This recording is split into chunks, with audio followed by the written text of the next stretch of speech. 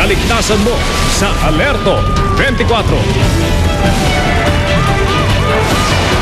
Ang mga police report at iba pang mahalagang balita ay hahatid ng ating kapusong si Jiggy Manikad. Jiggy. Salamat, Mel. Nasa pangangalaga na ngayon ng PNP ang tinderang ginahasa umano ng isang pulis Maynila. At kasabay ng pangakong maarestong pulis na sospek, binigyan na rin ng biktima ng bagong kariton para may pagkakitaan. Narito ang aking exclusive report. Sa loob ng Camp Bagong Diwa, binubuo ang bagong kariton ni Joseph. Si Joseph hindi niya tunay na pangalan. Ang asawa ni Vanessa, ang tinderang ni-rape umano ng Pulis Maynila na si PO3 Antonio Bautista. Ang bagong kariton at konting kapital sa negosyo ang ilan sa mga kailingan ni Joseph kay NCRPO Chief Nicanor Bartolome. Matapos mailipat ang kustodiya ng mag-asawa sa Camp Bagong Diwa para na rin sa kanilang kaligtasan. Sabi ni Vanessa, kung dati-rati takot sila sa bawat kilos nila matapos pumutok ang balita, ngayon ay palagay na raw ang loob nila sa kampo. Ay malayo-layo na rin kaysa doon doon din nangyari. Tapos dito rin, doon din naka-stay na parang ano rin po. Nagpasalamat po ako kay Sir Bartolome na binigyan po kami nila ng kariton tapos pampuhunan po. Yun, malaki po magpapasalamat ko na meron pala mga tao na handang tumulong po sa amin. Sa harap ng tila bagong buhay na ibinigay ng mismong kabaro ng akusado sa biktima, nangako rin silang hindi titigilan ang manhunt laban kay Bautista. Ayon kay Bartolome, sa laki ng kasalanan ni Bautista sa PNP at mismong taong bayan, sisiguruhin daw nilang hindi magtatagal at mahuhuli din ang pulis. Kinakailangan talaga makuha namin itong si PO3 Bautista upang sa ganun ay makatulong sa paglinis noong imahe na nadungisan niya. At saka pagkakataon din niya yon upang i-present ang kanyang sarili. Gigil din na makuha ng mga kasama niya sa MPD sa Bautista, lalo na si Manila Mayor Alfredo Lim. Sa isang sulat sa kanyang mga tauhan, ipinag-utos ni Lim ang agarang pag-aresto kay Bautista. May mga tracker team na rin ang inutusan ni MPD General Assignment Section Chief Inspector Mar Reyes para alamin ang kinaroroonan ni Bautista. At mas makabubuti raw na sumuko na lamang ito para maayos na ang kanyang problema. Kung ganyan naman kasi kagimbal-gimbal na ginawa niyang kasalanan, mas maganda na na kami na maglilinis sa sarili namin. Bakit? Imbes na ganyan, para kang ikaw na ngayon ang kriminal, harapin mo bilang isang pulis. Lahat naman yan may katapusan. Jiggy Manikad, Tutok, 24 oras. Nauwi sa bulan ng pagtugis sa mag-live-in partner na nang hold up at tumangay raw sa isang taxi sa Quezon City. Walang kawala mga sospek lalo na sa taong bayan. Si Oscar Oida, naka-alerto, 24. Ito maatikabong habulan na kuna ng GMA News sa may Mandavid Street by sa Quezon City.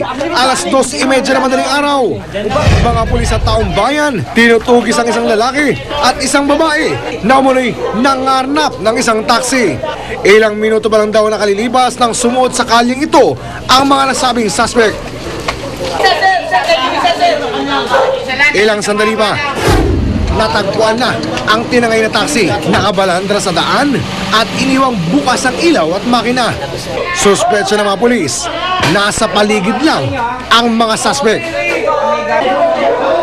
Halatang ingat na ingat ang mga pulis habang sinusuyod ang bawat sulok. Ayon kasi sa biktimang taxi driver, armado raw ng baril ang mga suspect. Makalipas ang ilang minutong paghahanap, natuntun na ang mga suspect. Hindi naman napumalag ang mga ito at bagamat hawak na ng mga pulis ay hindi pa rin nakaligtas sa galit ng taong bayan. Dagong alas 2 na madaling araw nang hold upin ng mga suspect ang taxi driver na si Jojo Villar.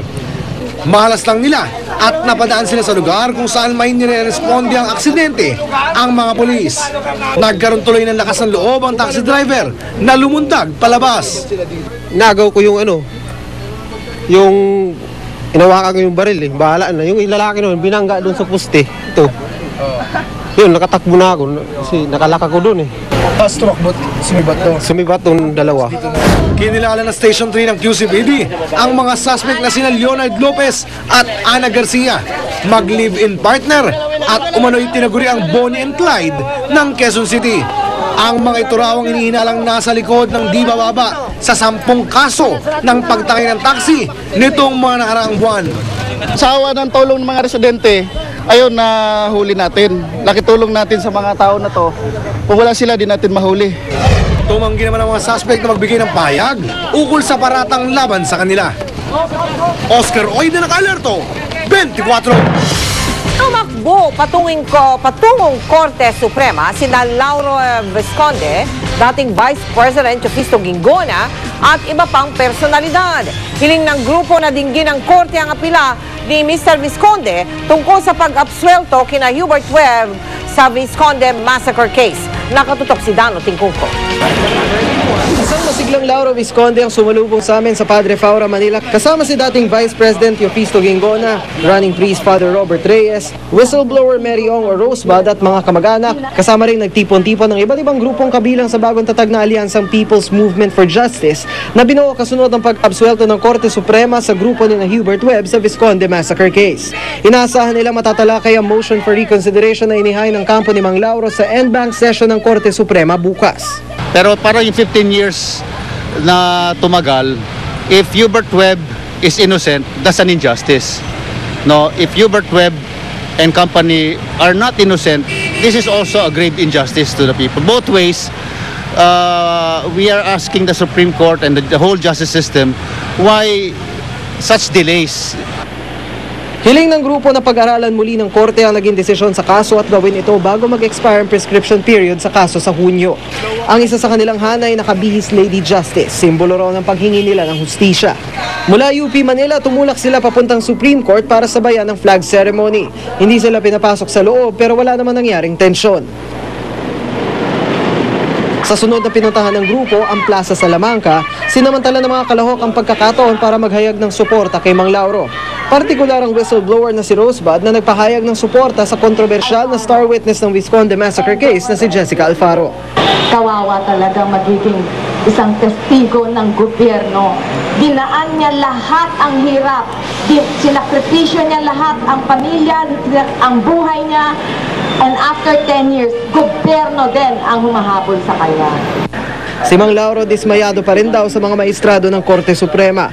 Pero sa kanyang mga taga-suporta na siya ngayon, humuhugot ng panibagong lakas. I'm very happy with the support that the people of the Philippines are have their really support in seeking for justice that we all are longing for. Before, I thought that was the end of my case for justice, but now I could find that perhaps there is still hope after the Philippine people have this supported me. Dano Tingkungko, naka-alerto, 24. Natagpuan na ang isa sa 5 mangingisda sa Catanduanes na sakay ng tumaob na bangka bunsod ng masamang panahon. Apektado rin ang masamang panahon ang mga nakatira sa baybaying dagat sa Albay. Nakatutok doon live si Dante Pereño. Dante, kamusta na ang mga residente dyan? Yes, Mel, 11 na araw nang umuulan dito sa probinsya ng Albay, bunsod pa rin ang tail end of a cold front.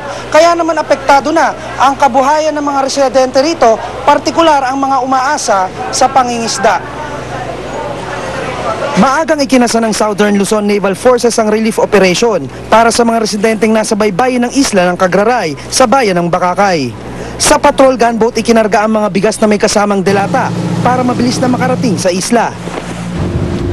Mula Port of Legazpi, 1 oras ang biyahe bago mo marating ang isla ng Cagraray. Pero bago ka makarating doon, dadaan ka muna sa Albay Gulf na karugtong ng Pacific Ocean kung saan malakas ang alon at hangin. Lalo bang naging mahirap ang aming biyahe nang abutin kami ng malakas na buhos ng ulan. Napawi lang ang aming pangamba nang bahagyang humupa ang alon at marating ang isla. Siyempre pag ganitong panahon, hindi naman sila nakapangista. Kung minsan nagtatrabaho na sa iba para kumita. Kung may may nangangailangang trabaho. Pero kung wala, siyempre kung ano na lang dyan. Basta mabuhay sila. 1,100 na pamilya mula sa 4 na barangay ng isla ang nag-abang sa pagdating ng tulong. Malaking tulong po yan na nakaabot sa amin ngayon na relief. Kasi gaya nito, maulan, wala kaming trabaho, walang hanap buhay, wala kaming pagkakakitaan na pambili ng pagkain namin. Nakakatulong sa amin ito ng pangangailangan namin sa araw-araw.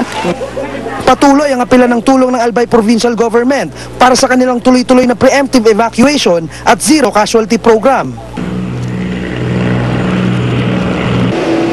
Kahapon sinuong din ang pinagsamang puwersa ng Navy at Air Force ang sama ng panahon para galugarin ang baybayin ng Catanduanes. 5 mangingisda kasi ang napaulat na nawawala matapos pataubin ng alon ng kanilang bangka. Sa ngayon, isa pa lang sa 5 mangingisda ang natatagpuan. Mel, mula kagabi muli na namang bumuhos ang malakas na ulan dito kaya kaninang alas 2 ng hapon, sinuspindi na naman ang klase sa elementarya hanggang high school sa buong probinsya. Samantala, Mel, tuloy-tuloy naman ang repacking ng relief goods ng PNP at Philippine Coast Guard dito sa tanggapan ng PDRRMC para dalhin sa mga evacuees at mga apektadong residente. Mel? Maraming salamat sa iyo, Dante Perello.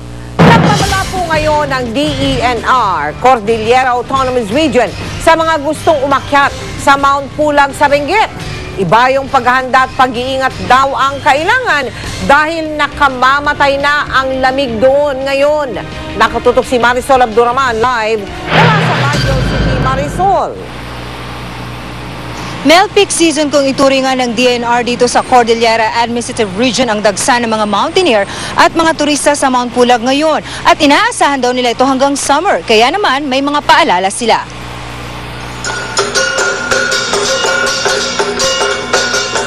Ito ang Mount Pulag. Sa taas na 2,922 meters, ang Pulag ang pangalawang pinakamataas na bundok sa Pilipinas. Sa lawak at ganda ng mga tanawin dito, hindi nakapagtatakang paborito ang Pulag hindi lang ng mga mountaineer, kundi maging ng mga ordinaryong individual mula sa Maynila at sa iba pang lugar sa bansa. Pagpasok nga lang ng taon, mahigit 1,000 na raw ang umakyat. Pero ang isa pang dinarayo rito ay ang napakalamig na temperatura, lalo na sa tuktok ng bundok kung saan bumabagsak ng below zero na temperatura. Noong January 3, meron mga mountain trekkers na galing sa peak at sabi nga nila is, based on the recording, nag-negative 6 degrees centigrade, no? So, napakalamig noon. Pwedeng maging negative siya doon kasi mataas eh. Babala ng DNR, huwag basta-basta aakyat kung hindi handa. Lagi nang sinasabi ng DOH na huwag baliwalay ng chilling dahil posible itong makamatay.